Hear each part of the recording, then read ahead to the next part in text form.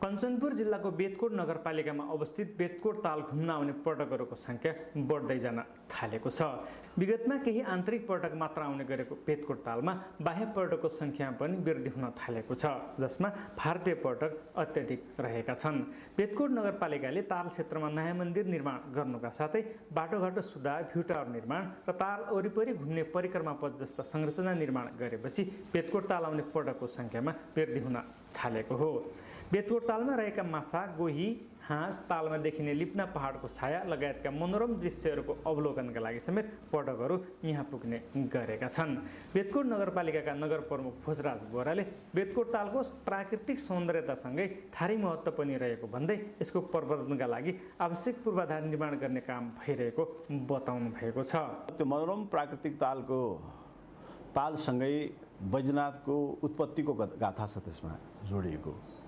अब त्यसलाई प्राकृतिक रूपमै रन्दिने कि अथवा त्यसलाई के भौतिक त्यसमा चाहिँ सृजनाहरू गर्ने भन्ने बारेमा दुईटा खाले द्वन्द्वहरू जहिले पनि रहिरहेका छ। मानवीय सहजताका लागि विश्राम गृहहरू अलिकति आधुनिकता सानोतिनो दिन सक्ने, यद्यपि त्यहाँको आफ्नै महिमा छ। त्यहाँ मांसाहार गर्न पाइँदैन, मदिरा सेवन गर्न पाइँदैन, तैपनि एउटा सानो मान्छे गएको बेलामा यसो सानो आहार लिन सक्ने, कफीसम्म खान सकिने किसिमको स्टल पनि बनाउने कि एउटा पदमार्ग त्यसको चारैतिर घुम्नका लागि बनाउने कि भन्ने बारेमा हामीले मास्टर प्लान बनाएर विभिन्न कार्यक्रमहरू सञ्चालन गर्ने क्रममा गरिरहेका छौँ। बेतकोट नगरपालिका प्रमुख प्रशासकीय अधिकृत हरिदत्त भट्टले बेतकोट तालमा अझै गर्नुपर्ने काम धेरै बाँकी रहेको भन्दै डिपिआर अनुरूप निर्माणका कामहरू नगरपालिकाले गरिरहेको बताउनु भएको छ।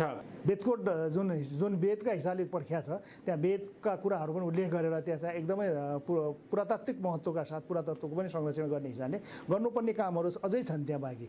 सिद्ध बैजनाथ संरक्षण सम्वर्धन समितिका अध्यक्ष उदय सिंह विष्टले राज्यले भौतिक पूर्वाधार निर्माण गरिदिएको खण्डमा आर्थिक उपार्जनसँगै रोजगारी सिर्जना हुने बताउनु भएको छ। भौतिक पूर्वाधारहरू त्यहाँ विकास गरिदियो भने चाहिँ आउने पर्यटकहरूलाई सामान्य पूजा गर्ने सामग्रीहरू र खाना अलिकति प्रसाद खान बस्न गरिदियो भने राम्रो हुन्थ्यो। बेतकोट तालको सौन्दर्यताको जति व्याख्या गरे पनि कम हुने भन्दै यसको प्रवर्धनमा सरकारले चासो दिनुपर्ने र सबैको सकारात्मक भूमिका हुनुपर्ने स्थानीय बासिन्दाहरूको भनाइ रहेको छ।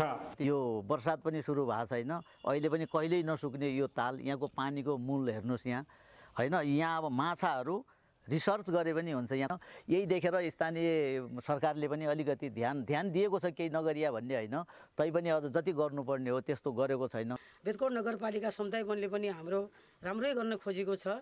अझै पनि मन्दिरहरू मन्दिरहरूलाई एकदम राम्रो भविष्य गरेर राम्रो सुसाफ गरेर अनि राम्रो अझै बनाउने, अझै केही गरेको छ, केही पनि अझ गर्न चाहन् भन्ने पनि हाम्रो देवना छ। अहिले हेर्दा एकदम कायापलट भयो जस्तो छ वास्तवमा भन्नुपर्दाखेरि। किनभने पहिला आउँदाखेरि हामीले धेरै दुःख पाएको थियौँ, बाटो आउँदाखेरि पनि बाटो राम्रो थिएन। अहिले पिच भएको छ, कम्तीमा पनि बाटो आउनलाई अलि सहज छ। बेतकोट ताल छुने भन्दा पनि निकै सुन्दर लागेको भन्दै एकपटक घुम्नै पर्ने स्थलको रूपमा रहेको भारतीय पर्यटकहरूको भनाइ रहेको छ। हमने सुना है यहाँ पे, हम देखे, हमने यहाँ आए और हमें काफ़ी अच्छा लगा यहाँ पे आके। और मतलब जैसा हमारा एक टूरिस्ट प्लेस जैसा हमें यहाँ पे फील आया, मतलब एकदम ऐसा फील आया, हमें काफ़ी अच्छा लगा।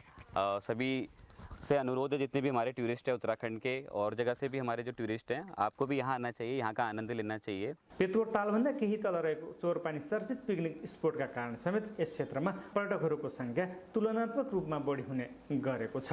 रामसिंह ठौना, नेपाल टेलिभिजन, सुदूरपश्चिम प्रदेश, कञ्चनपुर।